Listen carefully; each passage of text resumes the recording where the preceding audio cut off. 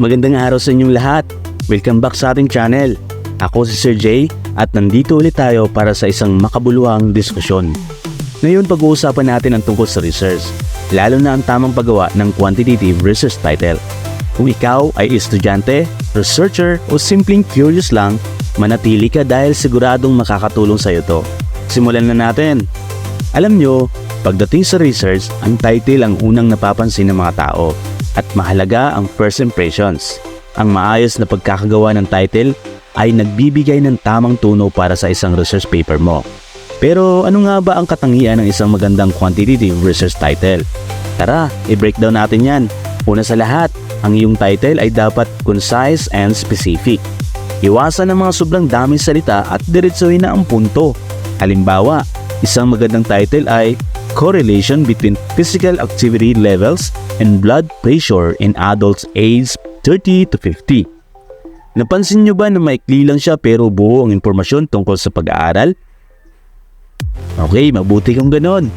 Sa kabaliktaran, ang mahina na title ay maaaring ganito: A study on how physical activity affects various health indicators in people of different ages. Medyo malabo at masyadong malawak na para bang hindi klaro kung ano talaga ang pakay ng research. Pangalawa, ang iyong title ay dapat informative. Kailangan ito sabihin kung tungkol saan ang research mo, kasama na ang mga variables, population at minsan pati na rin ang konteksto. Halimbawa, quantifying the impact of socio-economic status on academic achievement in public high schools. Dito pa lang, alam mo na agad kung ano ang sinusukat, sino ang involved at saan ito ginagawa.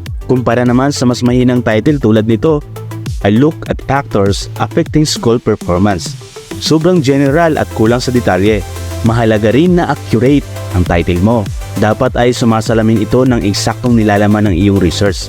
Halimbawa, A Statistical Analysis of Traffic Accident Rates and Weather Conditions in Urban Areas ay isang magandang title dahil tama ang paglalarawan sa nilalaman ng pag-aaral.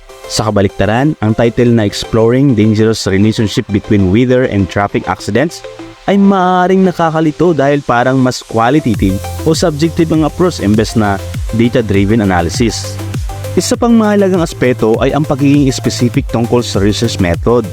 Ang mga title tulad ng Regression Analysis of Factors Influencing Housing Prices in Metropolitan Regions ay nagbibigay ng ideya sa mga mambabasa kung anong uri ng analysis ang ginamit. Ang mahina naman na title dito ay maaaring ganito: An Investigation into What Affects Housing Prices. Hindi ito sinasabi kung paano inanalyze ang data kaya masyadong open-ended. Sa quantitative research, mahalaga ang numerical clarity. Gusto mo na ang title mo ay magpakita ng measurable aspects ng iyong pag-aaral. Halimbawa, Measuring the Effect Size of Educational Intervention on Student Performance ay isang magandang title dahil malinaw kung ano ang sinusukat. Ikumpara naman natin sa Understanding the Impact of Education Methods on Students. Masyadong general at hindi nagbibigay diin ang quantitative nature ng research. Siguraduhin ang iyong title na madaling maintindihan sa pamamagitan ng pag-iwas sa mga jargons.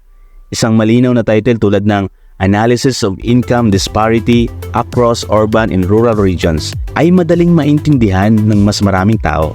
Sa kabilang banda, ang title na An Econometric Evaluation of Gini Coefficients in Divergent Socio-Economic Sectors ay maaaring nakakalito o hindi maintindihan ng iba. Dapat din na isama sa title ang mga key variables at population na pinag-aaralan. Halimbawa, Survey of Job Satisfaction Among Nurses in Public Hospitals, a quantitative approach, ay malinaw na tinutukoy kung ano at sino ang pinag-aaralan. Sa kabaliktaran, ang title na Examining Job Satisfaction ay masyadong malabo at hindi specific sa focus ng pag-aaral. At syempre, huwag kalimutan ang tamang punctuation at structure. Ang maayos na title tulad ng Evaluating the Relationship Between Daily Screen Time and Sleep Duration in Adolescents, Cross-Sectional Study ay madaling basahin at intindihin. Sa kabaliktaran, ang title na Study of How Much Screen Time and Sleep Patterns in Teens ay maaaring maging nakakalito at hindi mukhang professional. At yan na!